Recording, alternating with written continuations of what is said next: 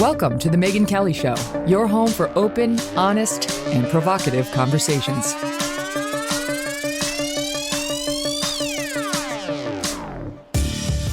Hey everyone, I'm Megyn Kelly. Welcome to the Megyn Kelly Show. Well, by now you've all heard the story of Gabby Petito, the young van life blogger whose fiancé returned from a cross-country trip without her.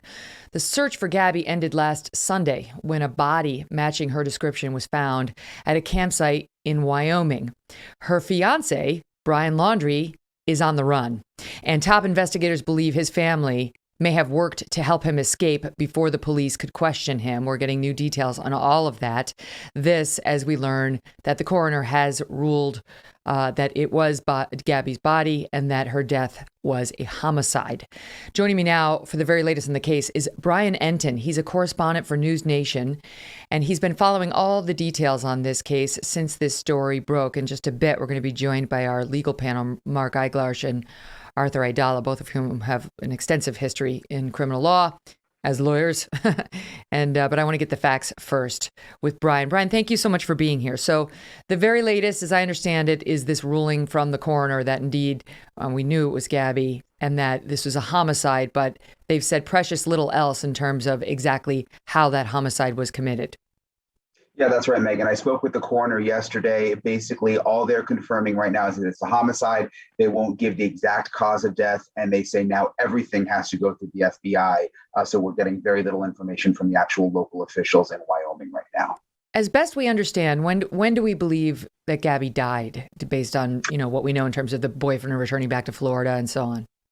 Well, that's a good question, and we just don't know. I mean, we're hoping to get that information from the autopsy report eventually. The timeline, it's hard to piece together because there's so many moving pieces, and we just don't know who to believe in this case. I mean, Brian Laundrie's parents are saying one thing. Things we're seeing with our own eyes outside the house are telling us something different. So it's hard to have an exact timeline because there's like different stories flying around in all different directions right now. Okay.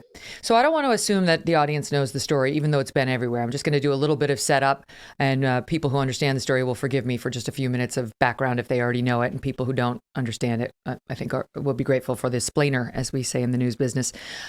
Gabby and her one-time fiance, then they called off the wedding and decided to just be boyfriend and girlfriend. So they set off from Florida. He was from Florida. She was originally from Long Island, and as I understand it, and they decided to go cross-country in her van to see some of the national parks and so on. It was going to be a 4-month trip, and she posted some video from her van life excursions and some pictures. You can see them here. And people were sort of falling in love with these posts. She was becoming a social media influencer. But let's take a listen to some of her talking about van life on YouTube. Me and Brian just got up and got ready, made the bed in the tent. Brian's stretching, doing some morning yoga. So, we are right outside Capitol Reef right now in a free dispersed camp spot. And we've been lucky so far at all the places we've stayed, but I'd say this is one of the best so far. Since we left New York, I've only set up my hammock once, and now we're all the way in Utah, and luckily enough, I was able to set up my hammock in one of these trees. This is so disturbing to watch now that you know she's dead. She's 22 years old, graduated from high school not long ago, and now she's dead, and they say, and he's on the run. I mean, you tell me why he's on the run. But this guy, there's reason to believe he had a history of hurting her. Tell us why. So basically the video you just showed, that's all we had up until a week ago. And everyone thought, oh my gosh, this is the most beautiful, incredible couple on this amazing road trip. Then came out this body camera video that showed a whole different side to the situation. We saw that there was major trouble in paradise. There was issues with the relationship. Gabby claimed that Brian hit him. He claimed that Gabby hit him. And it was just a total mess, the body camera video, and it showed that there were major issues, Megyn. Okay, we have that. Let's watch it. Some days I have really bad OCD, and I was just cleaning and straightening up the back of the van before, and I was apologizing to him and saying, I'm sorry that I'm so mean, because sometimes I have OCD and sometimes I just get really frustrated. And I just quit my job to travel across the country, and I'm trying to start a blog. a couple blogs and stuff. So I've been building my website. So I've just been really stressed, and he doesn't really believe that I could do any of it. So that's kind of been like a, I don't know, he's like a downer. I don't know, we've just been fighting all morning, and he wouldn't let me in the car before. I didn't get overtly physical. I was just trying to keep her away and not get hit. And then I got really loud, and like that's probably drew everyone's attention where I was going, back up, get away, just give me a... I'm not gonna release you guys together. I want you guys to stay away from each other tonight, okay? She's agreed to it. Take some time to yourselves. You guys both have the exact same story as to what led up to the incident. So, taking some time tonight, specifically, Really appreciate it. taking tonight away from each other is going to be the make or breaker in all of this. I think that'll help you guys. I mean, knowing that she was killed within days of that is just chilling. So the reason they got pulled over in the first place by these cops and had to explain themselves was what?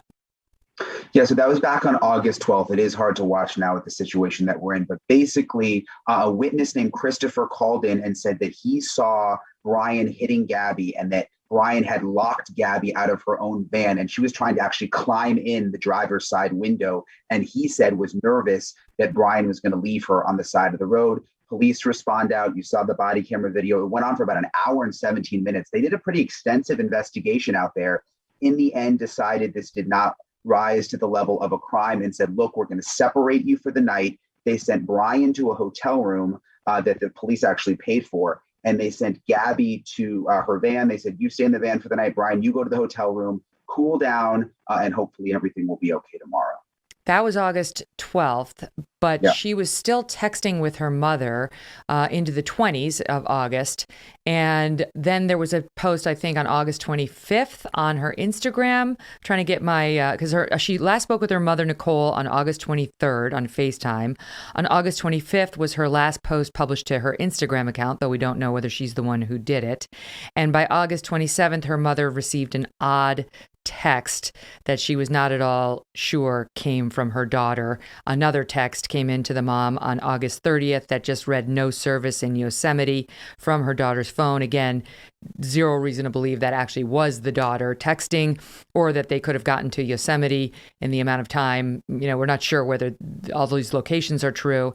And within 2 days, Brian Laundrie returned home to his house in Florida in Gabby's van without Gabby. Yeah, I mean, it gets super strange at the end of August. You mentioned it. There's no way they could have made it to Yosemite. The last text that Gabby sent to her mother, she was talking about her grandpa and called her own grandpa Stan. Her mom, that's actually the grandpa's first name, but the mom says Gabby would have never called her own grandpa Stan. She always just called him grandpa. And so the mom knew something was very, very strange at the end of August. Yes, then Brian shows up in Florida in the van at his parents' house where we are right now in Northport, Florida, and there's no sign of Gabby. And so what happens, like when he comes back to Florida with the van and her family's wondering where she is and why they haven't heard from her? What's the next event? Like, has anybody laid eyes on him? I realize there have been some people saying, I saw him here, I saw him there, none of which has been confirmed. But has anyone confirmed laid eyes on this guy since he got back to Florida? Not confirmed. There was an interesting development yesterday. The neighbors across the street say they think they saw Brian's parents and possibly Brian packing up a different camper to go camping while Gabby was missing. They couldn't give an exact date on that, but they say they may have seen Brian outside. But the other interesting point about when he returns to Florida is, Gabby was obviously his fiance. The families were very close. There were many times that Brian had stayed with Gabby's family. There were many times that Gabby had stayed with Brian's family. So this family knew each other well.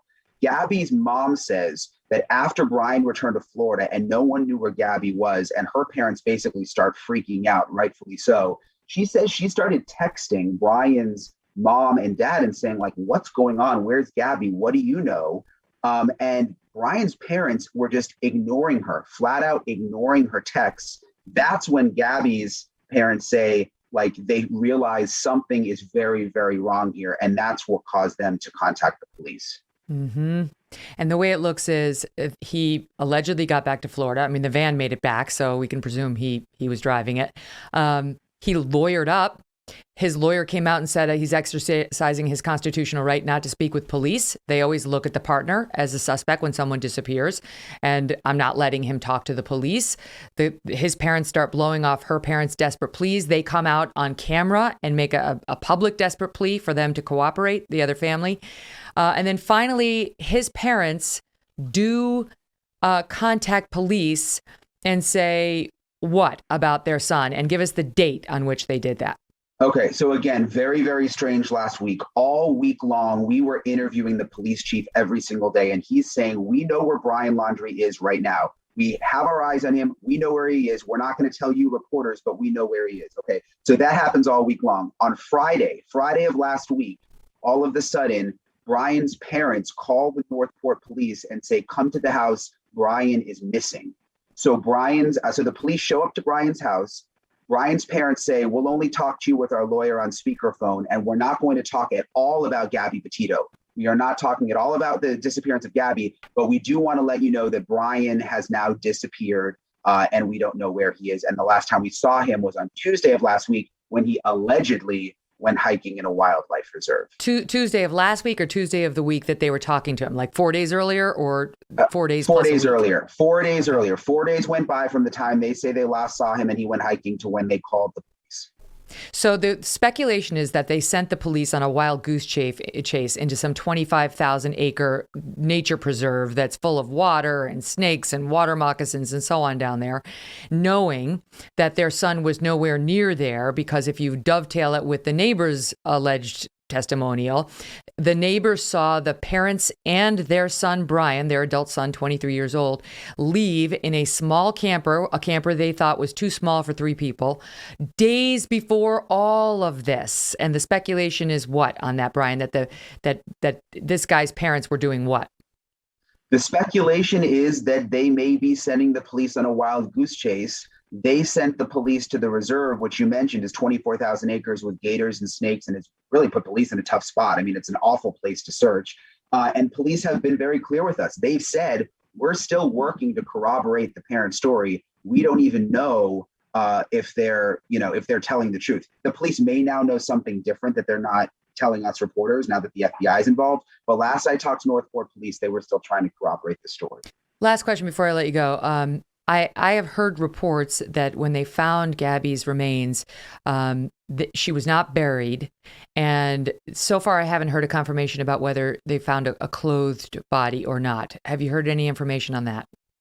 I've heard no information about the condition of the body or how long it may have been there or if it was clothed. But I do know that the body was discovered and it did not take very long for the FBI to come out and say, we believe this is Gabby Petito. I mean, it was only a matter of hours. So that may be some kind of indication of the condition of the body. Mm-hmm. Thank you so much, Brian. I appreciate you being here. We appreciate it. Yeah. Thanks for having me, Megyn. Joining me now, Mark Eiglarsh, former prosecutor, now criminal defense attorney. Also with us, Arthur Aidala, trial attorney and managing partner at Aidala, Bertuna & Kamens. All right. Thanks, guys, for being here. So, I mean, let's just start with the parents of the boyfriend / one-time fiance. You tell me, but this stinks to high heaven. They got their hands as dirty as they come, in my view. Mark? Well, it would seem that way. I would like to know what went on in that household, what they're alleging occurred, what was told to them, what wasn't. Maybe it was just a look on their face that seemed to indicate that something nefarious took place. I don't know. It looks like they did something wrong, but I got to ask you, whether it be now or some point during this podcast, I've been dying to know, what would you do? Right. Arthur? No, I agree, Mark. Honestly, let me ask the question. I dreamed of it, and that was my primary motivation for coming on the podcast. I wanted to ask both of you honestly, if your precious offspring came home and one of them looked at you in the eyes and said they did something nefarious, what would you do? My beautiful brother, go ahead. No, we had this conversation in my office, and one of my colleagues, who's the mother of 4, said, I would sit down with my son and say, you did something horrible, and we're going to work through this together, and we're going to support you, but we're going to surrender you to the FBI. And I think my instinct was no way. Like I just, especially, and Megyn, I apologize for not digging deeper, but I believe it's a death penalty eligible crime in the state of Wyoming. So am I going to turn my kid over to the authorities to be killed, possibly be killed? I don't see that happening. They're down in Florida. I could see a boat. I could see Venezuela or Cuba or something and just say, get out of Dodge. So, but listen, Mark, it's funny. I was thinking of that as well. Why are we going right to a situation as though he's been caught red-handed? I mean, this is my total speculation, not knowing much more than I've just reported about the case, but it looks like the guy did it. I mean, it certainly looks like the guy did it. And it looks like there's... it looks like there's consciousness of guilt. He fled. He wouldn't speak to the authorities. He has the van. She's missing. No, I know. I got it. I got it. But, I also don't want to wrongly impugn the guy before we've had a trial. Of course. However, me believing he did it, me thinking this stinks, is not the same as proving it beyond a reasonable doubt. Right now, he did the right thing legally by not speaking to the police. I agree with his lawyer on that. What the prosecution has at the moment is a dead body. It's her. They can tell that she was killed by someone, and his showing up in another state with the van. Let's talk about that prior to him fleeing, because to me, you're going to have a tough time making reasonable doubt. I mean, he could argue anything. They never have to put him on the stand. His lawyers can say, who knows what happened? They had a fight. She stormed off. He never saw her again. We don't know who killed her. Megyn, I'll play the role of the prosecutor right now. We can't make an arrest. What facts are you going to go in front of a judge? Now, I'm the prosecutor, right? I'm the elected prosecutor, so I don't want to mess this up. So what facts do I have to put in front of a judge to secure an arrest warrant? What probable cause do I have? Now, it all hinges on the details of the coroner's report. If the medical examiner says, she died from blunt force to her head or whatever, and under her fingernails is his skin and his blood, which is a clear defensive wound. Now, maybe I have something, but the mere fact that they traveled together, he came back without her, there are so many different scenarios that a criminal defense attorney could stand up and put forth to a jury that at this point, you cannot make an arrest. There is not enough probable cause by the case law to make an arrest that he committed this crime. Well, let's just say this. They made the determination it was a homicide, not suicide, not accidental, not natural. So there has to be something that evidences it was at the hand of another. I'm assuming strangulation marks. I'm assuming some type of slit throat, some stabbing, maybe a shooting, stuff like that you would typically see, right? Now the question is, who done it? I think there's plenty enough circumstantial evidence to indicate that he is most reasonably the person who did it. And good luck claiming it was Bigfoot out in the wilderness who did this to her. But what's the evidence? What do you mean? What's the evidence? The evidence is they were together. The evidence is merely that they were together. That's it. There's nothing more than that. That's the thing. There's all checking our individual beliefs as reasonable people looking at these circumstances, because that doesn't determine whether you get to charge as a prosecutor or whether there's, no reasonable doubt as a juror.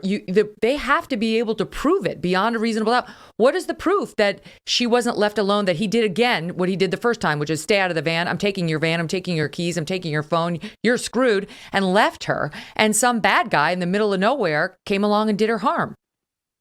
And weren't there two other people killed in that area, Mark? Weren't there two other women who went missing in that area? I mean, there's just again, Megyn, to your point, when you asked earlier about the lawyer, hypothetically, if the kid came in and said, "Look, we were hiking and she slipped and she fell and hit her head, and that's all, and I panicked and I left," well, then I may have him go in and chat. Maybe, but when he goes absolutely silent, there is a commonsensical presumption that he's doing that because he has nothing good to say. And then he flees. I mean, that's the thing. So you talk about what would I do as a parent? God forbid, right? God forbid any parent find themselves in this situation. But if the kid has a reasonable chance of beating the charge, I'd much rather see him stand trial and try to beat the charge while exercising his constitutional rights than flee. And God knows where this guy is right now, or whether anybody will ever see him again, or whether he's committed self-harm. I have no idea. I don't really care that much about his well-being because I think the guy probably committed a murder. But, it's tough when you put it ask me to put my mother hat on and how I would have dealt with this, different than when I have my prosecutor hat on. You tell me, now that if they get him, if they capture this guy, will it be admissible admissible that he fled? Will it be admissible that he was seen slapping her, as reported, as you can hear on a 911 call, and then the cops, get them to admit that? Mark? I think yes. I think that should all come in. I think it's all relevant. I think it goes to consciousness of guilt. I think that when you put it on a scale and you balance the probative value versus the prejudicial effect, it absolutely should come in. Arthur? If we looked for this manhunt, Megyn, and this was the question I had. So that you saw all these police officers and they're risking their lives with alligators and snakes in this horrible area. If they found him, could they have arrested him? Because I haven't heard that they could have. If they found them, were they allowed to put handcuffs on him, or were they then just allowed to kind of track him when he was in public spaces? I have not heard that there is an arrest warrant. There is an FBI warrant out for his arrest. So the question you asked, Megyn, about whether it's admissible or not, that's really in the discretion of the trial judge making the analysis that Mark just did. Does the probative value outweigh the prejudicial value? Because obviously it's prejudicial, and every judge may look at that a little differently depending on whom that judge is. I mean, I predict if they find him, that both of those things come in. But, making the case, like we talk about circumstantial, like you say, Arthur, unless there's his skin underneath her nails or something on her body that directly ties violence to him, not just a relationship. Right now, this does not look like anything close to an open and shut case against him. So we'll see. There was one case, Megyn, I just want to say real quick. Yeah. There was one case I was around in Brooklyn where they did convict the guy, and the only thing they had was the deceased, a little tiny piece of the deceased DNA in the trunk of the defendant's car. They never found the defendant's body. There never was a cause of death, but it was an absolute stranger. And why would this individual's DNA be in this defendant's trunk? And okay, but that's absolute stranger. That's absolute stranger, right? These are like his DNA could be all over her. Under the fingernails is a little tougher to explain, but they were boyfriend and girlfriend. They were sharing this van together as their home. We don't know what we're looking at yet. It's just, to me, one of the troubling things is it's not open and shut as a legal matter, even though my feeling is I wish it were. It may get there as the evidence continues to come out in the coming days. All right, my guests today are lawyers Arthur Aidala and Mark Eiglarsh, and we have so many cases to go over. Up next, we're going to discuss the ongoing trial right now of Theranos founder Elizabeth Holmes. The jurors just heard testimony from retired four-star General James Mattis, our former Secretary of Defense, what he had to say on the stand and what it means for Elizabeth Holmes' defense that, quote, failure is not a crime. Don't go away. Welcome back to the Megyn Kelly Show. I'm joined today by my favorite legal eagles. Mark Eiglarsh is a former prosecutor, now criminal defense attorney. Arthur Aidala is a trial attorney. He has been a prosecutor. He's been a criminal defense attorney as well. And now he's managing partner. He's super important at Aidala, Bertuna, and Caymans. Up next on the Kelly's court docket, the trial of Theranos founder Elizabeth Holmes, or as I like to call her, Elizabeth Holmes. So she started this company, Theranos, which was supposed to, she dropped out of Stanford at age 19, this whippersnapper. She was going to be the female Steve Jobs. She was going to revolutionize pulling out blood from your arm to, the nasty vial where they have to stick the needle all the way in to just a pinprick on the edge of your, index finger, one drop of blood, and they could do all these tests, up to 200 tests, she alleged, to both investors and customers alike.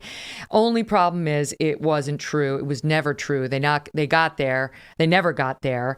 And she had investors from Rupert Murdoch, Betsy DeVos, the Walton family of Walmart, even Mattis, who joined her board, invested $85,000 of his own personal money.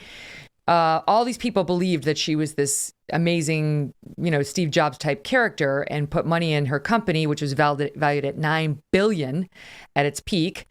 And it fell completely flat. And the question, and by the way, her little invention, Edison, that was like the box that would process your blood. This thing was in Walgreens. It was in some like 30 or 40 Walgreens. I mean, like, she was getting mainstream play on her products and her business, and she was on the cover of Forbes, blah, blah, blah, blah, blah. It's a big deal if this was all a fraud from the beginning and a knowing fraud.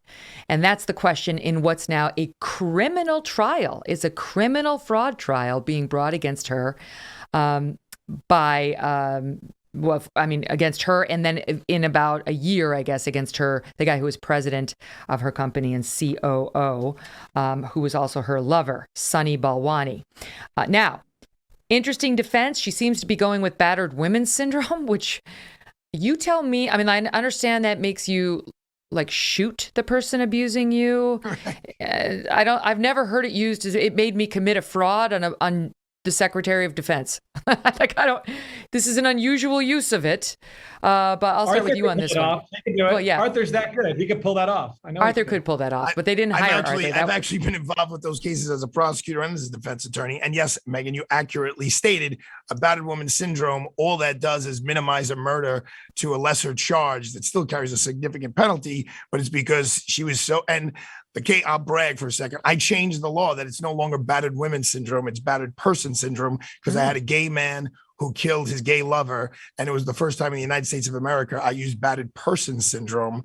And in fact, he got a much favorable result. But it doesn't, as you said, it doesn't mean that you could go off the deep end and really create some invention that doesn't work. I could say, wow, it would be great if I took this pill in the morning and everyone could grow hair. And I asked Rupert Murdoch for $125 million because I tell him it works, and it doesn't work. And that's the bottom line here. Is she had a great idea. It would be wonderful if you're in a military plane and you could prick a officer's finger and in minutes find out if he's got cancer, if he has all these other diseases. Yeah, that would be spectacular. And that's what she sold, and it never happened. And it's a fraud, and it's the textbook definition of a fraud.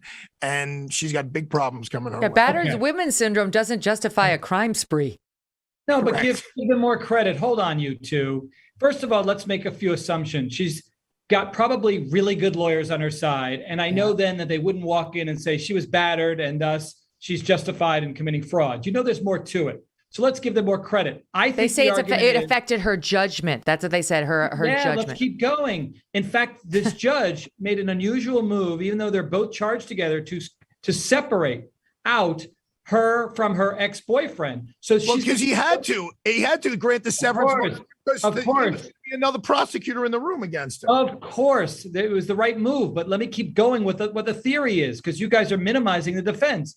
She's going to say not only was she battered by her ex-boyfriend, but that was part of the reason why she was misled. She believed in good faith that this product was going to work. And that guy over there prevented me from seeing everything. Again, it was a cycle. It wasn't just preventing me from hearing the facts, but he was abusing me at the time. I think that she's got a better argument to make. And by the way, it bothered me tremendously because my daughter, she's turning 18, deathly afraid of shots. So I said, wow, I hope this is real, because a little prick to the finger would certainly serve my daughter better. And boy, it was too good to be true, huh? Well, apparently Elizabeth Holmes was deathly afraid of needles too. This is one of the reasons why she got focused on this. And sure, it would have been amazing. And she dazzled all these older guys. Our former Secretary of State, George Shultz, was on the board, and James Mattis.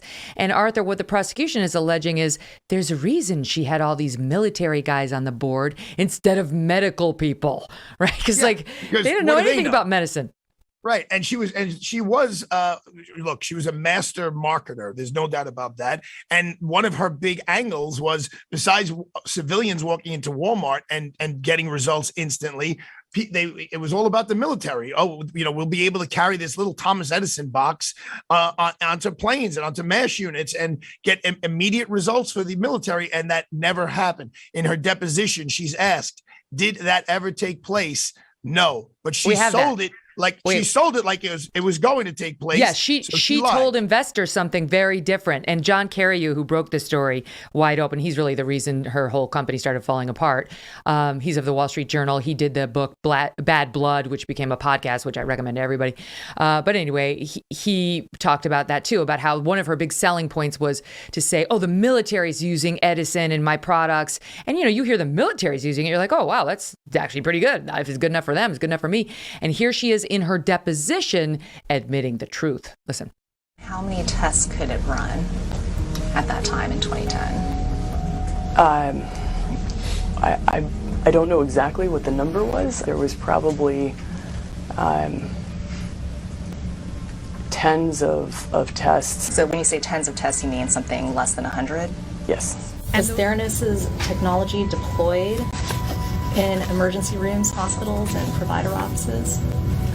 No. Was a Theranos manufactured device ever deployed in the battlefield? No. Was it ever deployed in a medevac helicopter? No. Mark, that's not good. No, but listen, you ready? The key for me in this case is, what do the emails show? The same way it's in the Gabby Petito case, what does the body show? In this case, what are the emails? There's got to be thousands of emails, which they've obtained, where it'll either show when somebody's saying, hey, this isn't working the way it's supposed to, what's her response? She doesn't know anything about the science, right? She was born and raised. She didn't have a language. She was given a language. She learned a little bit about some things over the years in her life. She's not an expert. So she's being told certain things. What do the emails show? Yeah, Well, that's the thing, Arthur, because let me tee this up for you, because here's what they're already starting to say. How is what she did any different than what any entrepreneur in Silicon Valley does, where they overstate, it's puffery, right? Like, yeah, we're amazing. Yeah, we're totally going to revolutionize the world. Give me your money. How is it different? Because there's this invisible line that we all cross or don't cross in so many areas, especially of the law. But Mark, when you say she's not an expert in this, you have to become an expert in this. If this is your life, and au contraire, she prided herself on, she only kept bottled water in her refrigerator. She slept 4 hours a night, and she wore the same thing. They asked her, what's your favorite place to go to? She's like, my office. Oh, so she held herself out.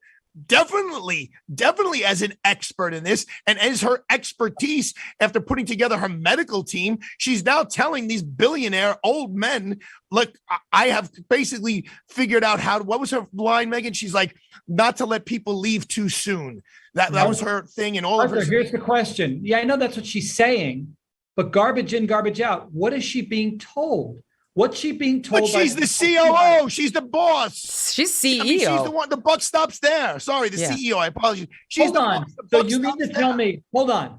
Let's say I start some type of business. I get experts around me, right? They're telling me something that they created, that we've created, does X, Y, and Z. I, as the CEO, puffing what they do, bringing us some real money. I say, this is what it does. Turns out it doesn't do that. There's a difference between civil liability and criminal liability. That's why I say I want to see the smoking gun. Okay. Evidence. But wait, here's the smoking gun. The smoking gun is when they started doing the tests, when they were testing her tests in regular labs, the results were wrong. So once that happens, you have to immediately alert the shareholders, immediately alert your board of directors, and immediately fix the problem. These are people's lives that we're talking about here. Do you have AIDS? Don't you have AIDS? Do you have cancer? Don't you have cancer? You have to immediately pull the plug, and that's where it goes from being civil to criminal, because she didn't do that.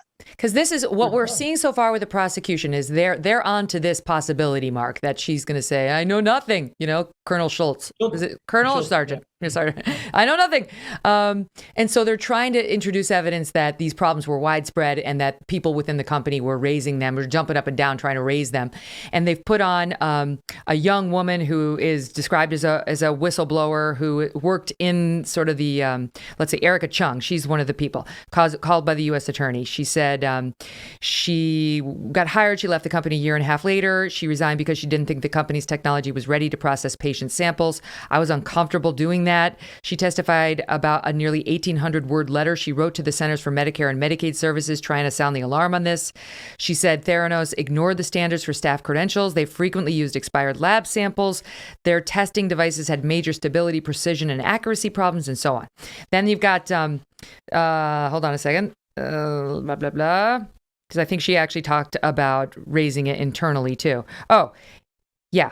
Sarika Gangahedkar, forgive me, I'm sure I butchered that, but I tried. She took the stand, alleged Elizabeth Holmes knew that the Walgreens rollout was premature. This is a former Theranos chemist of 8 years. Said Holmes pressured the staff to make the Walgreens rollout happen anyway, even though she knew it wasn't ready. And then they put on a nurse practitioner who talked about how, in one example, The bad Theranos testing led the nurse practitioner to believe one of her patients, Britney Gold, who also testified, was miscarrying her pregnancy, that they had a serious talk about how to finish the termination so that the mother would, be okay, would remain healthy, believing that her baby had already died inside of her, and offering medication to sort of finish off, what was, she believed, already a miscarriage. And it wasn't true. And the woman took the stand, Britney Gold, and said, oh my God, thank God that this nurse practitioner recommended another test someplace else, because it turned out my pregnancy was fine. I went on to have a baby girl. I mean, Mark, if that's not criminal. Easy, you, Arthur. Let me just say this. All that's problematic, and I'm not saying she's innocent. I'm simply saying that you guys are overlooking the fact that she's going to say that any concerns that she had with anything they were doing, she ran by her ex-boyfriend, the one who was also indicted, who's also awaiting trial, and he told me X, Y, and Z. In fact, every time I raised some of these issues, how does that excuse it? He gave me an answer, and then he gave me a backhand as well. If she's a CEO and he's her COO who answers to her, how does it excuse it that the man I hired and relied upon for information, but I hired him? I mean, I put him in that role, gave me bad information. So let me support brother Mark over here. Yeah. Because reading excerpts of the opening statement of the defense, I think Mark is following what their roadmap is, and it's almost a form of jury nullification. Mm-hmm. And it's like Sonny made me do it. That's where you tie in the battered woman syndrome. He says she worked hard, she worked tirelessly, she didn't take any money. There were times when she could have cashed out and became a billionaire. She didn't do that. She stayed with the ship as it was going down, and while that was happening, this guy was beating the heck out of her and controlling her and doing all these things. And basically, and I've done it successfully at trial, even though she's guilty, cut her a break, ladies and gentlemen of the jury, because she's not a bad, evil person. And the other piece of that, I agree with you. That's where they're going. And I do think it's helpful to her side that they've been arguing on the defense side. She had so many opportunities to sell this thing for millions and millions of dollars, and she didn't, right? So if you're just in it to commit a fraud, that you would have gotten out while the getting was good. But you could also argue that she knew as soon as somebody else took over that they'd see the jig was up and then come after her and sue her. So I get all that. But I do think that state of mind is going to be important. Whether she knew is going to be important. And the more they play up this sort of abuse factor that she wasn't of right mind, she was not herself, she couldn't form accurate judgments, maybe could have an effect. The second thing is they're going to demonize the investors. Because already we've heard they were billionaires. They were sophisticated. Who the hell could defraud Rupert Murdoch? This isn't some. Who is that? Who is that? Who's Rupert Murdoch? This isn't some rube from the middle of nowhere who's never, who's doing like a day trade. He knows what he's doing. So they're trying to nullify, I think, on a couple of points. All right, much more, because right after this break, we're going to play the soundbite of Elizabeth Holmes' changing voice, which you got to hear. And then later we're going to talk to the panel about Don Lemon and his upcoming case, the case against him by a man who accuses him of sexual assault. Don't go away. Welcome back to the Megyn Kelly Show, everyone. I'm joined today by Mark Eiglarsh, and he's a former prosecutor, now criminal defense attorney. Also with us is Arthur Aidala, same resume, and also now a trial attorney, managing partner at Aidala, Bertuna, and Caymans. All right, so the thing about Elizabeth is the prosecution is going to paint her as a lifelong fraud, as somebody who, yes, she looked the part. She wore the black sweater every day to look like Steve Jobs, quote, so she didn't have to think about wardrobe, the messy bun every day, this image of not sleeping, as you point out, Arthur, and just water. Okay, sure.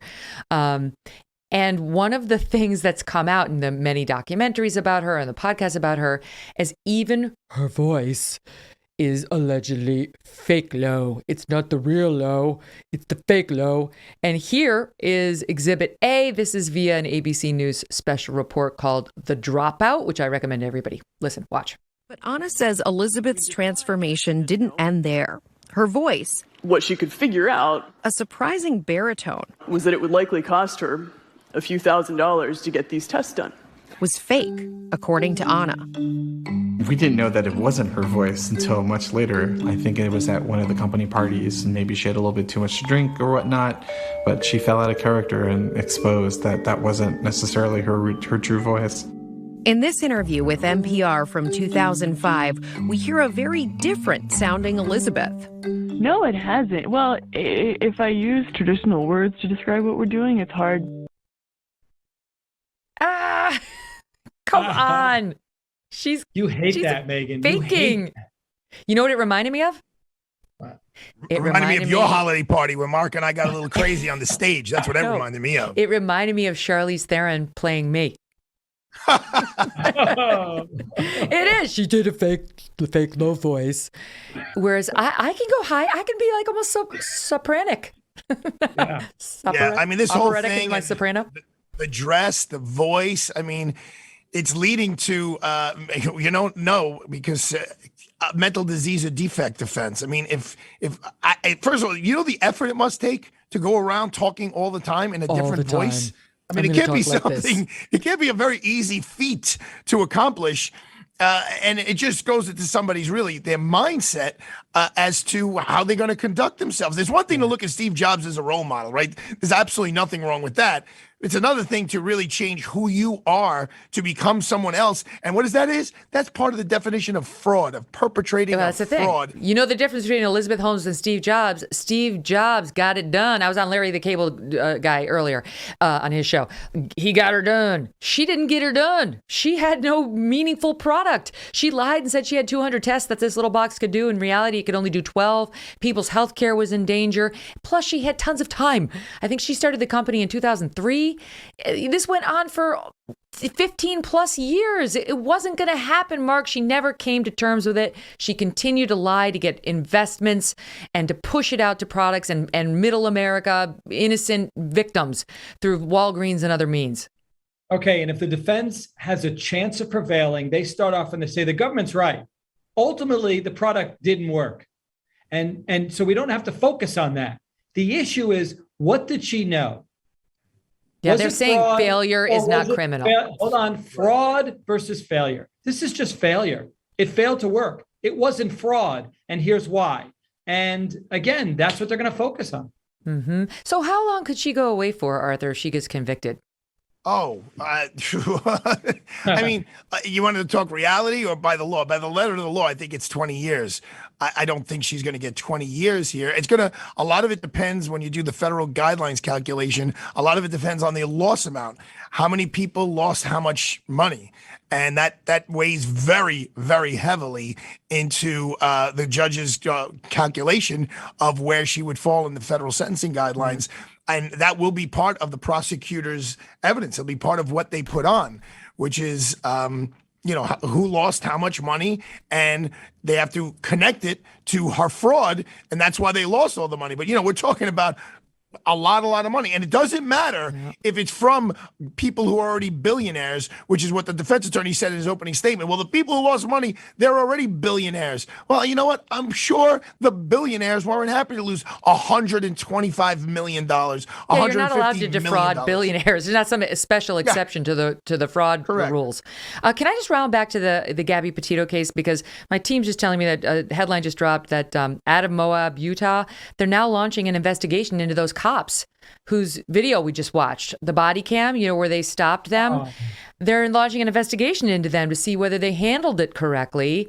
I mean, hindsight's 2020. I will defend them for free. I will defend them for free. At first, they were following the letter of the law, like technically she put her hands on him. And so now we're going to arrest her, which meant they would have blemished her record for the rest of her life, because you can't seal or expunge those domestic violence cases unless they're dropped. And they're really going to ruin her life. Ultimately, they didn't need to arrest her. They did the right thing. I watched an hour and 17 minutes of that body cam footage, and I will defend them for free. Kudos. Mark, just explain why you're talking about they should have arrested her as opposed to him, when what the cops had been told prior to arriving there is that he had been hitting her.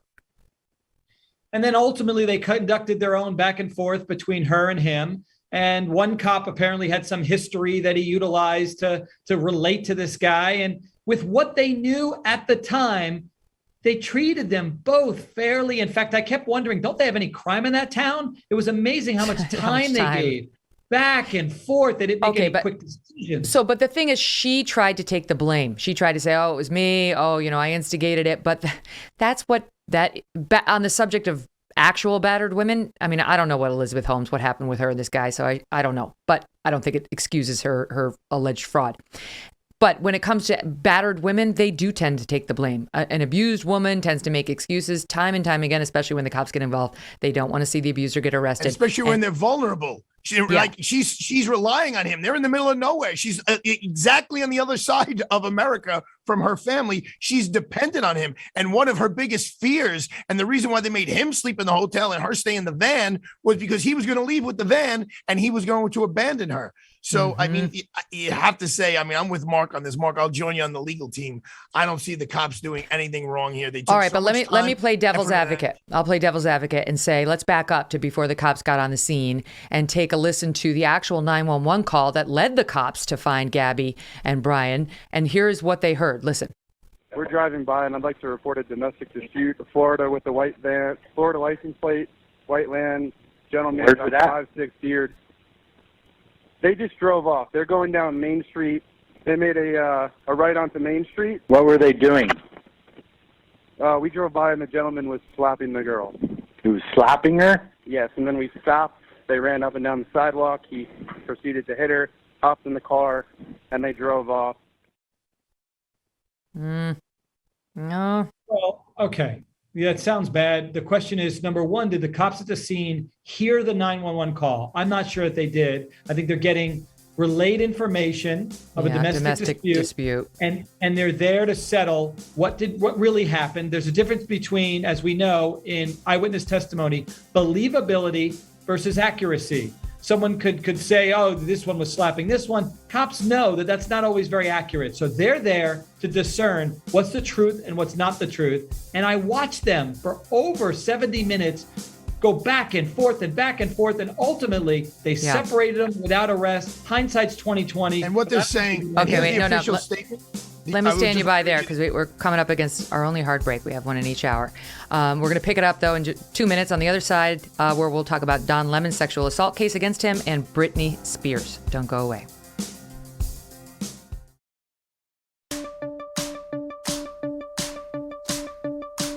Welcome back to the Megyn Kelly Show, everyone. I'm joined today by Mark Eiglarsh and Arthur Aidala, my legal dream team, former prosecutors, criminal defense attorneys, and Arthur is a now managing partner at Aidala, Bertuna, and Kamens. In 20 minutes, would love to know your verdict on the cases we discussed. Would you turn your child over to the FBI if they got wrapped up in something horrible like this? Or would you help save them? Would you do what these parents allegedly did, which is lie to the cops, the police, hide your kid? Call me, 833-44-MEGYN, M-E-G-Y-N. That's 833-446-3496. Up now on the docket, Don Lemon, our moral arbiter who's trying to tell us what bad people we are night after night, is, I say, credibly accused of sexual assault. This is not your average variety, case against a celebrity where there's no witness. There's no, right. Like this guy's got a witness who's brought this case against him, which I think makes this worthy of serious thought and consideration. The accuser's name is Dustin Heiss. He's 38 years old. He's a bartender at a pub in the Hamptons. The incident happened on July 15th, 2018. It, I believe, is undisputed that Mr. Heiss, Dustin Heiss, went to Murph's Backstreet Tavern in Sag Harbor in the Hamptons. He saw and recognized Don Lemon. He said, "Hey, Don, let me buy you a drink." He then turned to Nick, the bartender, and said, "Hey, Nick, get me 2 lemon drops." Haha, get it? Lemon drops. It's like how people get me the Kelly green t-shirt. Don apparently at first didn't want anything to do with it, looked at him and said, "I'm just trying to have a good time, man," and kind of blew him off. Dustin Heiss says, "I am not gay. I was not hitting on him. I'm a heterosexual male." But he took offense to it, took it as me flirting. This is all Dustin to FoxNews.com, who got an interview with him. Lemon allegedly approached Dustin Heiss, according to Dustin, a short time later. And this is what Heiss says happened. Quote, "About 5 or 10 minutes later, Don gets up, walks around the bar, comes right up to me, puts his hand down his board shorts. He rubs himself aggressively, his penis, and, quote, whatever else is down there." According to the lawsuit, Lemon put his hands down the front of his own shorts and vigorously rubbed his genitalia, removed his hand, then shoved his index and middle fingers into the plaintiff's mustache and under the plaintiff's nose. Lemon then allegedly asked a crude question about Heiss's sexual preferences, saying, "Do you like," I don't say the P word, but the P word or the D word, and then repeatedly kept saying, P or D, P or D.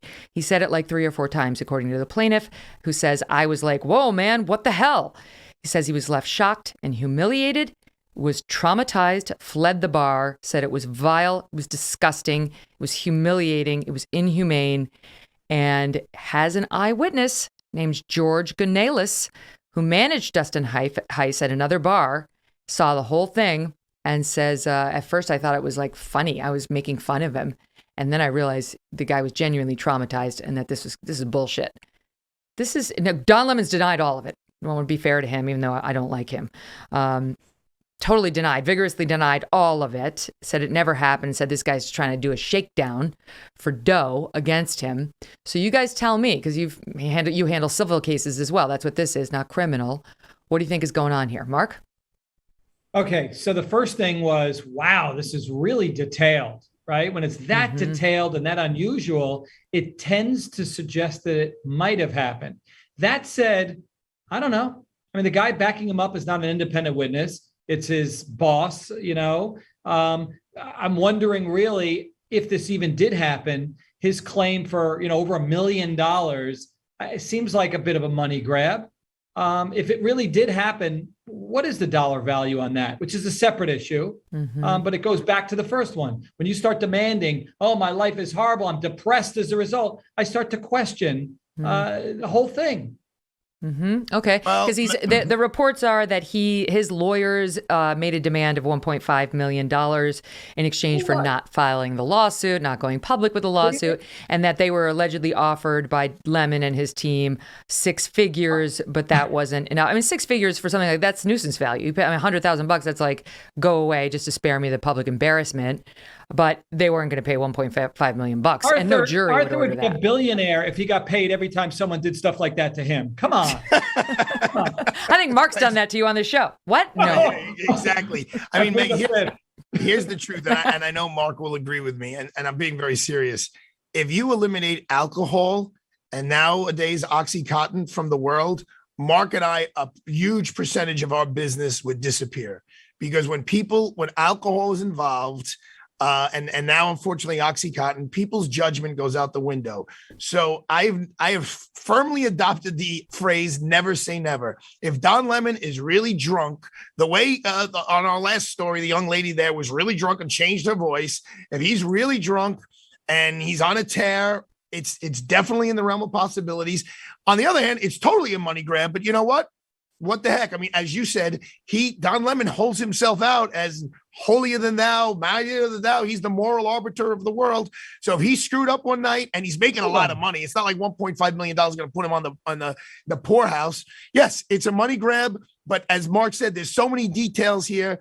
There is a ring of truth that something along those lines had to have happened. Arthur. So because he holds himself out to be holier than thou, and because maybe he's got deep pockets, somehow you let someone make a mockery of the civil system, assuming it took place. It's not a mockery. Who knows what a jury will do? A jury may give him $5 million.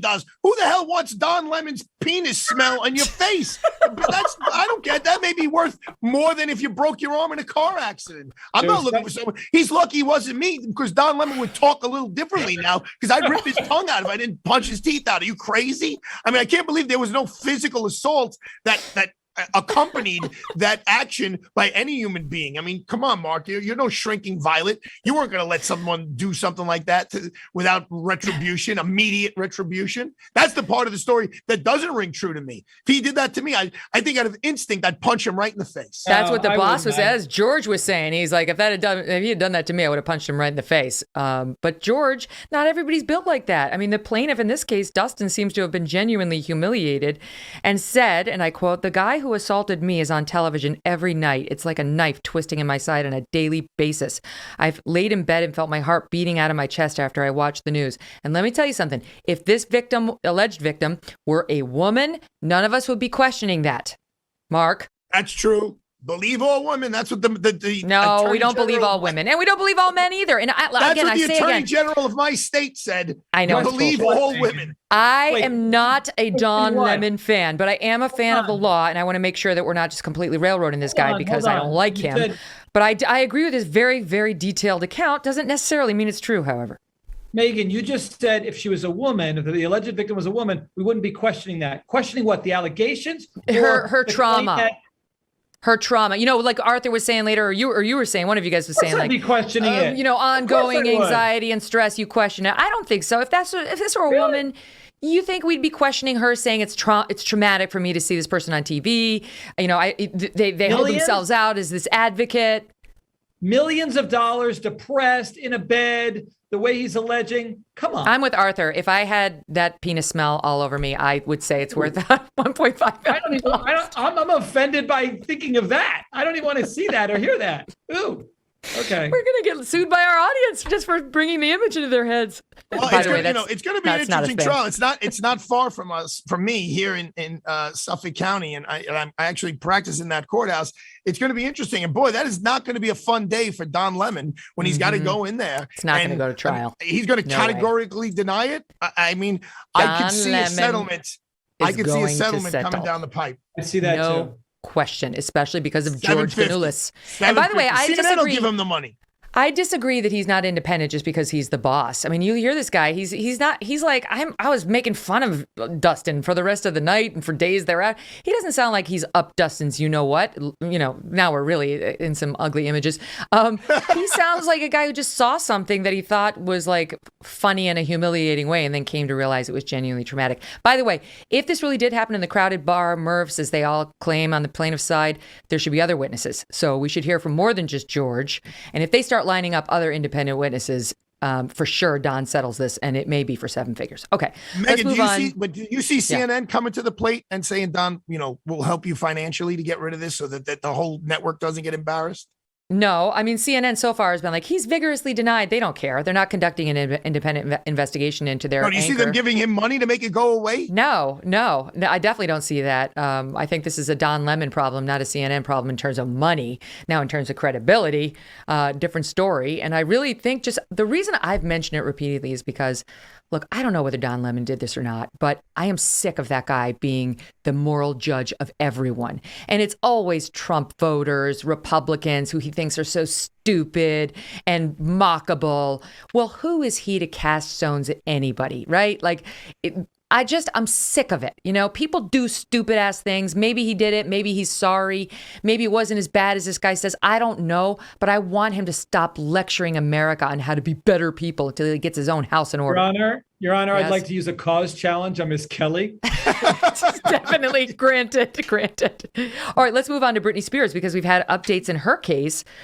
I mean, you tell me, but it's like total victory for Britney, complete surrender by her dad, Jamie Spears. Not only is he now agreeing that the conservatorship should end, he's even agreeing that it should end without a further psychiatric evaluation, which is exactly what she said. I don't want to have to go through one of those again.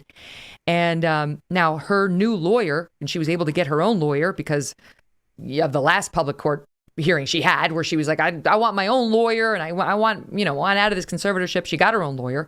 And the own lawyer is saying, not only is this a massive legal victory for her, we're going after him.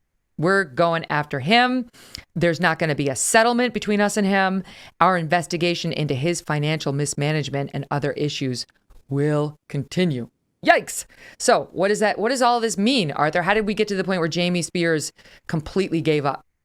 Well, if they're threatening a forensic accountant coming in and looking at his dollars and cents, what they say on TV and what happens behind the scenes may be something different. The knee-jerk answer is maybe they're working out some sort of a settlement, but there should have been all along. There should have been a court-appointed accountant or guardian of the guardian. As soon as she made complaints, there should be a double check of the system, and it's not hard to follow the money. She's not like she's getting paid in cash, so it's like there's checks, there's bank accounts, and somebody has got to double check this guy that he didn't either one intentionally do something, or two, meaning squander her money, or two, so negligently did something that really diminished her wealth. It's all. This is all about money at this point. Apparently, she's getting married. There's going to be a prenup. She's moving on with her life. Good for her. She's moving on, all right. She's already posting videos on Instagram of her pretty much naked bottom. I don't know how that celebrates this victory, but okay, maybe it's like you can kiss my, you know what? There you go. That's what I was thinking. And she's doing like cartwheels, like all the things. She's very, very happy, which is good. It's good to see this poor gal happy who's been through so much. But you tell me what this means, Mark, because this is from Jamie Spears, the dad. From his attorney. As Miss Spears has said again and again, as Mr. Spears has said again and again, all he wants is what's best for his daughter. If Miss Spears wants to terminate the conservatorship and believes that she can handle her own life, Mr. Spears believes that she should get that chance. To me, it's like, to me, this is like the dad being like, let's see how that works out. No, here's exactly what I see. Okay. It's the person who has done something wrong in the workplace. They're about to get fired. They go, I'll resign. It's the country that sees the enemy advancing after winning numerous battles and they're about to be pounced. They go, no, I will surrender. We're giving up. We're not. He knows because of the court of public opinion, and he sees what's going on in that courtroom, that his ousting is a matter of days away. And he goes, no, I want what's best for my daughter. He's looking out for himself, as he always has. The other piece of it, Arthur, is that Netflix is about to come out with yet another. They didn't release the first one. I think the first one was the New York Times, the Free Britney thing. But Netflix is about to release a Britney Spears documentary. They released their trailer. That's hanging over him because it gins up public opinion. And they're claiming that they've got some sort of confidential document that was leaked to the filmmakers by someone involved with the conservatorship. I don't know what's in there, but here is the trailer touting what they have. I don't owe these people anything. No one would talk. I'm not going to acknowledge that I was ever brought in to evaluate Britney Spears. Until they did. Someone very close to the conservatorship leaked me this confidential report. Britney had to go into court 1 million times, all of these hours of criticizing her. It's an epic fail of the legal system that this has gone on for so long. How do you get out? You don't get out. Until you scream. I deserve to have the same rights as anybody does. It's been 13 years and it's enough.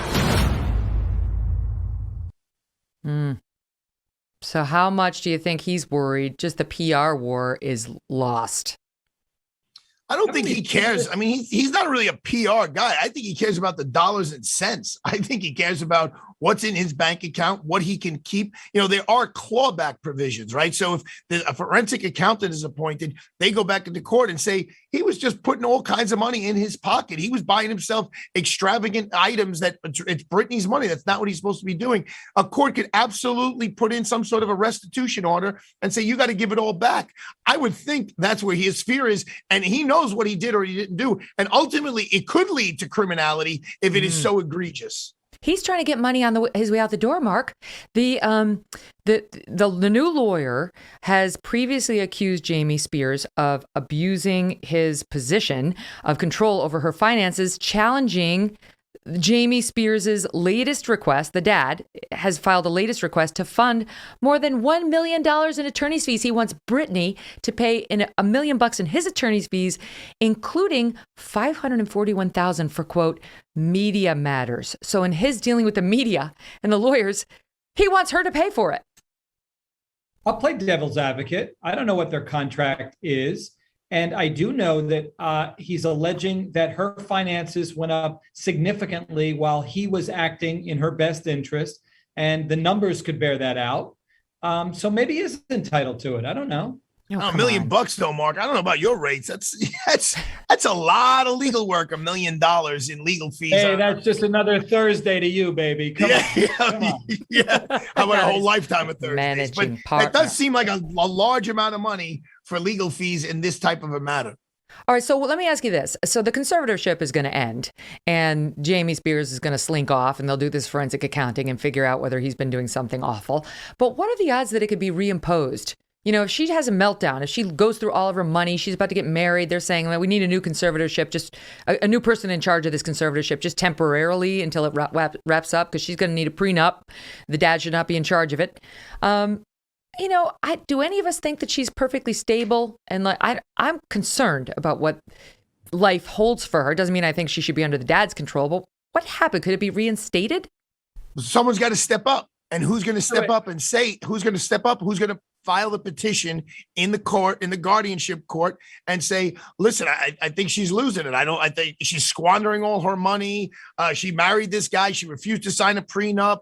Whatever. They're going to have show a judge that, in fact, she's going off the rails, and then they'll start this all over again. But someone has to do that. Clearly, she's not going to do it. I doubt her father's going to do it, unless we're totally misjudging the father, and he really does love his daughter, and he knows things that we don't know, and he knows that she's not right in the head to handle her own affairs. I don't ever see this being reinstated, number one. And number two, just make a list of everybody in Hollywood. You can equally have as much concern for them and their stability or lack thereof than Britney on her worst day. I think that a conservatorship, again, is reserved for not just the wacky, not for people who are unstable, but people who are like in comas, right? Yeah, think coma, think of dementia. That's what we're talking about. And her being a little wacky, eccentric, even off the rails, that doesn't do it. Yeah. In what world can Britney Spears put on shows before hundreds of thousands of people live, and there's a conservatorship, and Hunter Biden can walk around just perfectly fine with nobody overseeing him whatsoever? And by the way, he has access to the Oval Office. All right.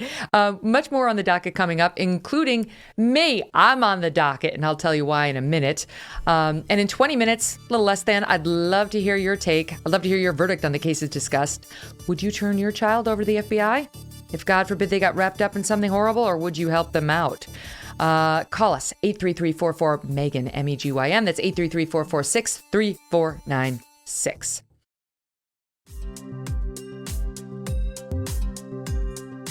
Welcome back to the Megyn Kelly Show, everyone. Joined today by lawyers Mark Eiglarsh and Arthur Aidala. And I want to know your verdict on the cases we're discussing. What do you think about the Britney Spears conservatorship finally ending? Call me at 833-44-MEGYN, MEGYN. That's 833-446-3496. And now to the Halloween prank that is likely funny to everyone, unless you witnessed it live. So, okay, this is a case out of Galveston, down in Texas, where a lawyer named Mark Metzger thought it would be funny in the wake of the killer hurricane, or in the wake of the Hurricane Nicholas, which shut down courts for the day, to go out on the beach in the Galveston Island Pleasure Pier, dressed up as Michael Myers. The crazy, like with the hockey mask. What's the movie? Why am I forgetting the name of the movie? Halloween. Thank you. Duh. Look at the pictures. So the police come. He thinks it's going to be funny. The police come. They approach him, and apparently he tries to stay in character as the killer when they first got to him. Do we have video of this, or is it just the still shots, Debbie? Oh, we have the video. Okay, let's watch it. There he is, down on his knees. Here come the cops. He goes down on all fours. They're treating him like he's a real Michael Myers. OMG, you guys. So I guess the police received a call about a man walking the beach while carrying what looked to be a bloody knife. And they went and arrested him, and the arrest stands right now. So what do they charge him with, and why are they doing this? Ridiculous, disorderly conduct. I mean, yeah, give him an award for being a knucklehead. I don't think there's anything funny about it. I think in this day and age, particularly Texas, where 4-year-olds have guns, apparently. You're going to go out there with a knife and you're going to act like a fool on the beach. I think he wins the award and he's guilty. The court of public opinion for doing something stupid, to me, not funny, but clearly not a criminal act. I would defend him for free if it was here in South Florida. You got a lot of work coming your way, you guys. Yeah, a lot of pro bono over here. What's going on? South Florida, my backyard. I'm not going all the way over there. Sadly, Megyn, we're in a place in our society where, besides the political correctness, you can't tell a joke, but because of the violence and guns and cops, walking on pins and needles every moment that they're on the job. Yeah, it's like, as Mark said, you kind of get the Knucklehead of the Year award. I think it's a waste of time to arrest this guy. I think it's a waste of our criminal justice resources. I think a good swift kick in the butt would have been fine, but they're not allowed to do that anymore. They did that to me, Megyn. When the cop caught me doing something silly, he literally grabbed me by the back of my neck. He kicked me in the butt and said, "Now get out of here." I like Those that. are the good old days. Yeah, I like that too. That Megyn, brings it home. Yeah. Megyn, can I ask you something? Honestly, I most of the time I can get it. What you were laughing? What, maybe because I don't see the video, right? What's funny? What was funny about it? I just think it's funny that like they have him down on his hands and knees. Like, didn't they realize that this is just some knucklehead? I'm sure the lawyer, as soon as they approached him, was like, "Oh my God, no, I'm not Michael Myers. I swear, I'm just like some crank lawyer who's trying to, I guess, bring people a laugh." And it just got escalated. Even the person taking the video can reportedly be heard saying, "What a moron." And it's just sort of like, you see the guy is a dumbass and the cops making a federal case out of it. By the way, for what it's worth, according to the Texas Penal Code, you can be charged with disorderly conduct if you do any of these in a public place. That's the charge. Use abusive, indecent, profane, or vulgar language. No. Make an obscene gesture that's likely to start a physical altercation. No, I don't think so. Use chemicals to make a noxious and unreasonable odor. No. Verbally abuse or threaten another person in an obviously offensive manner. I don't think so. Make an unreasonable noise in a public place or near a private residence that's not your own. No. Get into a fight with another person. No. Fire a gun. Display a gun with the intention to scare people. Not a knife, a gun. Nope. Expose your genitals or anus. Oh, wow. They had a lot of genital talk on this show.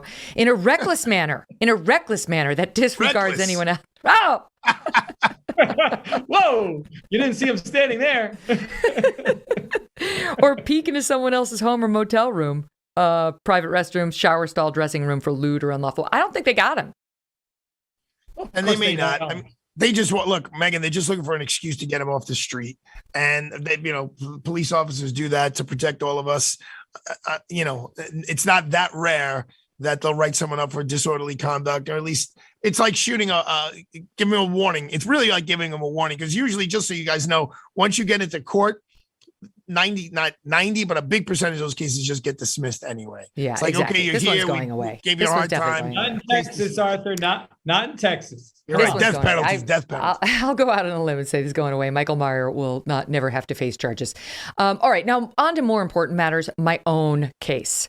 So, last Friday after the show, I had to go up to Albany in a hurry because my sister, unfortunately, is in the hospital and she is still there. I think she's going to be okay, but she had an emergency. And so I drove up there and I was on a road I'd actually never been on before. And I was unceremoniously pulled over by a police officer who wrongly accused me of doing 75 and a 55, which I deny. But I was issued a ticket and now I'm in the position of having to defend myself. And what is the way out of this for me? Help. Okay. Well, Mark will do a pro bono. Let's just start with that. The third pro bono case of the segment. So we're good to go. But go ahead, Mark. Tell her what you're doing. Okay. Well, only because I know your husband, we can't go with battered woman syndrome. But Right, okay, no. well, that's not going to work. Take that off the table. I love Doug. It's not going to happen. By the way, just to I'm clear up a point earlier, Elizabeth Holmes was not drunk when she was doing her fake. Oh, she was drunk when she slipped into her real voice. Was that the allegation? Yes. Okay. Sorry, go ahead. So, Mark. Megyn, I got to know, not that it's relevant, but like, did the guy recognize you? I don't know, and I intentionally did not play that card. I didn't play the card that my brother's a cop, a lieutenant. I didn't play any cards. Mistake. I didn't feel right about it. I really didn't. I was like, that's a sort of a prick move to sort of be like, hey, I'm a famous person and I have a cop brother. And you're certain, I'm just curious, that you genuinely might not have been going 75? In Yes. other words, but you didn't Yes. realize it in your I'm haste to get innocent. there? Really? That I am innocent. Frame like hold on. What are you innocent of going 75? Or are you innocent of not breaking the speed limit of 55? Just in general, I'm innocent. That's all you really need to know. Yeah, okay. Yeah, you look Arthur? up in the dictionary, innocent, you see Arthur? Megyn Kelly's photo. How is this kind of thing client thinks of handled? this, Like, but- do I gotta go? Do I have to go into the court now? Like, what do you know? No, How does so here, for let me all help of you. our Let me help listeners you. out there who find themselves in this position? What are we supposed to do? All right, so Arthur, first of all, lay off of my client. Any of these statements could be used against her. So the first thing, it hinges upon the citation. So sometimes they'll put the wrong statute down, maybe like the enabling portion of the statute, which makes it like, all right, on the roadways, we have signs and we have speeds. Okay, that's 316.192. And then you go to the next subsection, it says, but if you go over that, here's what they got to charge you with. So perhaps they put the wrong statute. That's number one. Number two, you wonder whether the guy has had his either his vehicle calibrated or radar, right? We don't know what you used. Do you know if he used radar or whether he used? He didn't say. Okay, well, okay. How do we know? In other words, how did he determine what your speed was? Well, I drove and then I looked at my dashboard. Well, how do we know that was properly calibrated? Does he have the documents, the annual inspection, the monthly inspection to ensure that whatever instrument he was using, strike that, not instrument, whatever machine he was using, because machines make mistakes, accurately calibrated your speed? So Megyn, you want to know the real answer? What you're gonna do? Yeah. You're gonna go online and you're gonna look at whatever town that's in, and you're gonna look at ticket fighting lawyer, and you're probably gonna pay about $200, and that lawyer's gonna go into court and he's gonna change it. He's gonna negotiate a plea that it goes from a speeding ticket to something that won't put points on your license, and you'll have to pay a little fine, and you probably won't need to appear, and it'll be over. You're hired. Done. I accept your offer. I'm not doing that, but that's there are lawyers that just live in those courthouses, and that's basically what they do. And they know the tricks of the trade, like I was talking about earlier, in that specific jurisdiction. They know what the magistrate or judge would dismiss based upon, and maybe they've got some defect in the citation that can get it. It's like you never know, isn't it? It's frustrating when you're going with the flow of traffic, right? And you just get singled out for whatever reason, because it's like all the time I obey the speed limit because I'm generally a scaredy cat on the road. But haven't you been the victim of these lunatics who ride so fast on the road? They're like in the Grand Prix. They're cutting you off. They're cutting off other people. The cops, you never see them pulled over on the side of the road. Let me ask you this question: What is the moral issue that you have? Forget about the celebrity thing, but what's the moral issue? Because the police officer has discretion of you saying, officer, I'm very sorry. I don't believe I was breaking the speed limit. I may be distracted because my sister is ill. And by the way, my brother has served on the force for this amount of years. If there's any courtesy you can give my family, it would be greatly appreciated. Now the ball's in his court. I have a better way to say it. It felt wrong to me. Go ahead, better Mark. way to say it. I don't love that. Because you never question the cop. The minute you say, I don't believe I was doing that, he doesn't listen to anything you say. What you say is, you say, you know what? I am so sorry. Again, if I was speeding, I wasn't even aware of it. Thank you. I'm rushing to hospital because of my sister. And you know what? I do have family members in law enforcement. I'm usually very good at following the law. If I did, I'm so sorry for that. So what I'm gleaning from both of you, though, is that your only chance of avoiding the ticket is to talk the guy out of giving you the ticket 100%. In the first place. Absolutely. There's no getting an innocent finding in a court after the ticket's been issued. Yes, no, I again, maybe where Arthur practices it depends what jurisdiction it is. We get a lot dismissed for the reasons that I stated earlier. Yeah, yes, Mark's right. I mean, they fill out the ticket the wrong way, but usually, Megyn, you're not going to come in and testify that you're doing only 55 and he's going to testify that you did 75. The judge is never ruling for you. Never. I'll tell you something. Never. I'll tell you something else funny. So I always talk about my mom because she's such a colorful character. My mother, she's hilarious. So I went up and I was with her and, we went to see my sister, and my mother has this problem where she can't say names and she calls Dr. Fauci, Dr. Fawcett. She thought COVID-19 was covert 12. I could go on. She thought the lyrics to the following song were, "There's a bathroom on the right." Okay, so this is my mom. So I spent some time with my mom last weekend, and my mom She cannot pronounce the name of my new dog. We have Thunder, who's 2, and we just got a new dog named Strudwick, which I grant you, it's kind of a tough one. But Strud. So it got so bad over the weekend. This just is as an aside, because I just wanted to update you on my mom. I started to keep a running list of the number of things that my mother called Strudwick. Okay, here's the list. I just kept adding: Struggy, Shrubber, Shrugger, Shrudy, Schroeder, Screw, Shredwick, Strudnick, Schwarzenegger, Schwartzy, Saltsy, Schnooky, Studwick, getting closer, Shrud, and Scrud. Meg, you and names are I can relate. My father, who's in his 80s, still to this day believes the guy who's responsible for songs like Born to Run and Born in the USA is named Bruce Epstein. He claims him for the Jews for some reason, for us, for our people. And I keep correcting him. Mom, what are you saying? Right now, we have this dog trainer working with us with our puppy because he's difficult. And he goes by Dog Commander. And so I kept referencing him in those terms. And last night I was talking to my mom and she was like, oh, you tell Battalion Chief 95 that I'm like, who? That's her name for, she can't remember any of these things. But she's the same age as Joe Biden, but doesn't have access to the nuclear codes. So we can all be thankful for that. Before I let you go, I've got to ask you about this little ditty. I don't even know if you guys knew this one was coming, but today the ACLU decided to commemorate the 1-year mark of Ruth Bader Ginsburg's death by retweeting a famous quote of hers about a woman's, quote, right to choose. And rather than just posting her quote, as you would imagine, the ACLU is also pro-choice, like Bader Ginsburg was, rather than just posting her original quote, which was, and I quote, from 1993, the decision whether or not to bear a child is central to a woman's life, to her well-being and dignity. It's a decision she must make for herself, blah, blah, blah, blah, blah. They changed her words to, the decision whether or not to bear a child is central to a person's life, in brackets, to their well-being and dignity, in brackets. When the government controls that decision for people, they are being treated as less than fully adult human, blah, blah, blah, blah. So all the pronouns are changed to they from she. And they, in commemorating this woman who spent her whole life fighting for women's rights, have decided to eliminate women from the equation. Ruth Bader Ginsburg has been gone for a year and is in no position to fight back against this editing, which she did not approve or call for.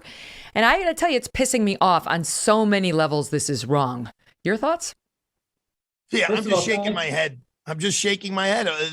This world that we live in, it's just ridiculous. And they shouldn't misquote her in any way, shape, or form, whether it's political correctness or to make a point. That's not what quotes are all about. Let's go back to the text, as Scalia would say. What is the purpose of a quote? A quote is to exactly represent what someone else wrote or said, and they're just bastardizing the whole thing to make them look. I wonder if they're quoting her saying that she thought Roe v. Wade, from a legal point of view, was a horrible decision. I doubt they're quoting her about that, which she's also been on the record saying. I feel differently than both of you. They used the parentheses, and the purpose of it was to be more inclusive, or brackets, right? But bullshit. You don't get to mess with somebody's quote to make it more inclusive after the fact and after they're dead. Okay, that's your opinion. I'm not as offended. I can't, you know what? If I happen to outlive you, I'm just going to go back and bastardize all of your quotes. I'm just going to change them all to Megyn was right. That would be an improvement. That's okay. I'll put it in brackets. Megyn was right again and again. All right, you guys, this has been very helpful. I appreciate this. Wait, don't go away, because we're actually going to take calls from the listeners next, and maybe you guys will have some answers. So don't go away. We're going to let them go away, but I don't think we should let them go away. Make them stay. What do you guys think of the ACLU changing Ginsburg's famous statement, or anything we've discussed today? Call me 833-44-MEGYN, 833-446-3496. All right, the phone lines are open. Do you need help fighting a traffic ticket? Call 833-44-MEGYN. Have you found yourself in some sort of a criminal trouble? Call us at 833-446-3496. I've got the guys here who are not expecting you to rely on any of this as legal advice. There's our disclaimer. All right, we're going to kick things off with David in Virginia, who is upset with you, Arthur, and I guess, to a much lesser extent with me. Why, David? Tell us why. Well, I will tell you. One of the things I love about you, like my Irish mother, you have no problem cussing, because she always used to say all the good cuss words are Gaelic in origin. So I'm just using the mother's tongue.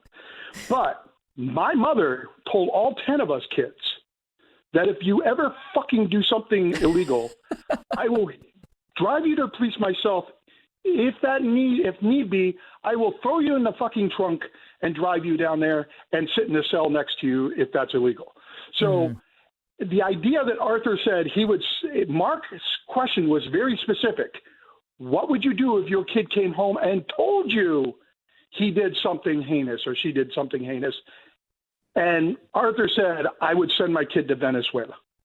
Yeah, well, that's the difference between the Irish and the Sicilians. Like, we protect our youth, and you guys obviously just throw them to it's a death penalty eligible case. It's a death penalty eligible crime. I don't care. I am not going to send my son, if he screwed up royally, to go get killed. Now, you may feel differently. Your mom may feel differently. I could speak for my mother, who Megyn and Mark know. She would definitely shield me from death.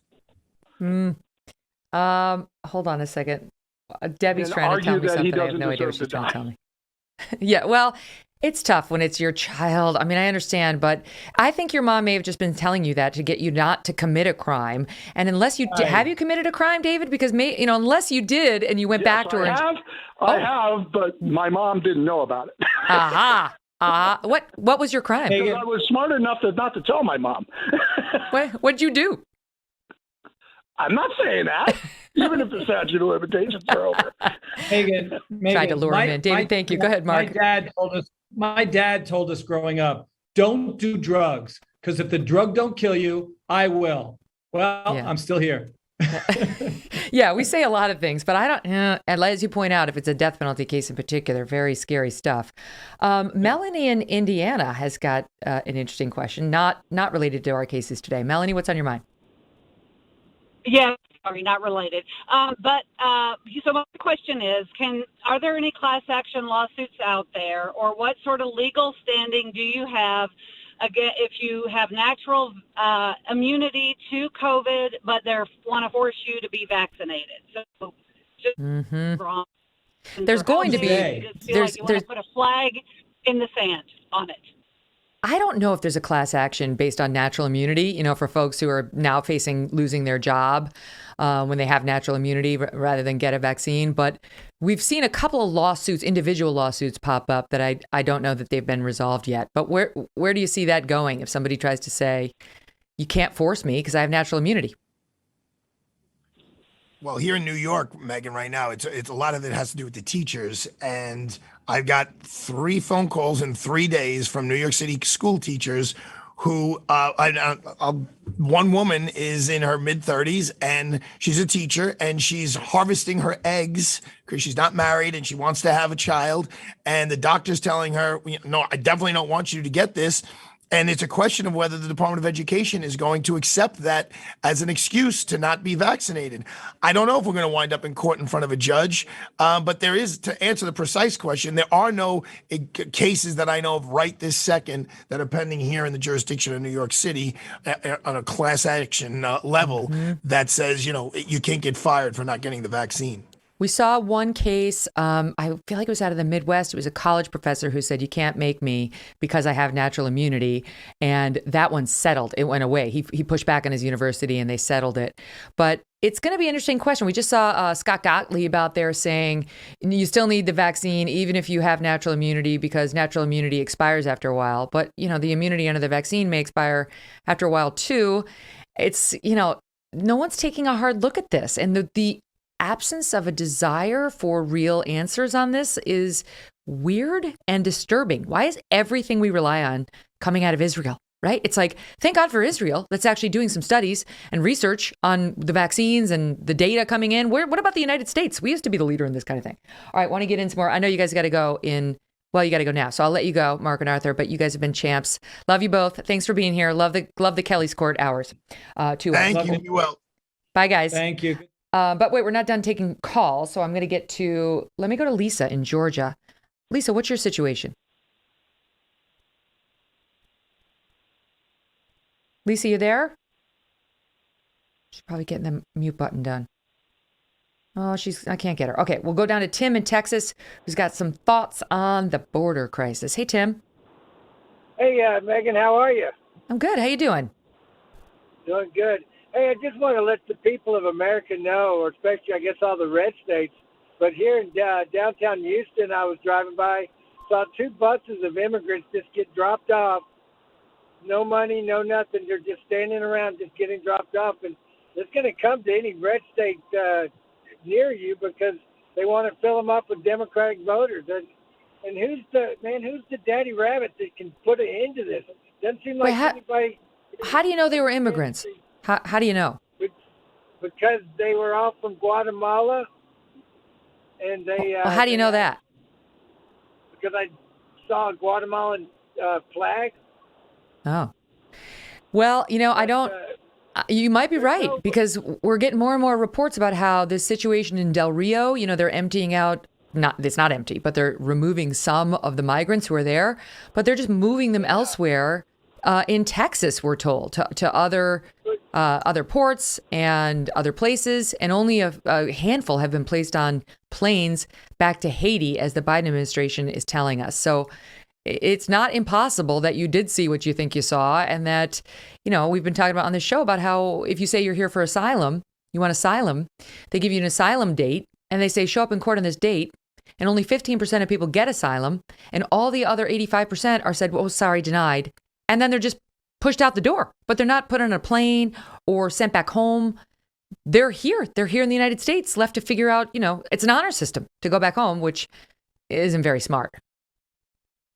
Ship them, take these immigrants and put them in New York or where all these people are. They're just mad at Texas, loading us up, and it's going to kill our schools, our hospitals.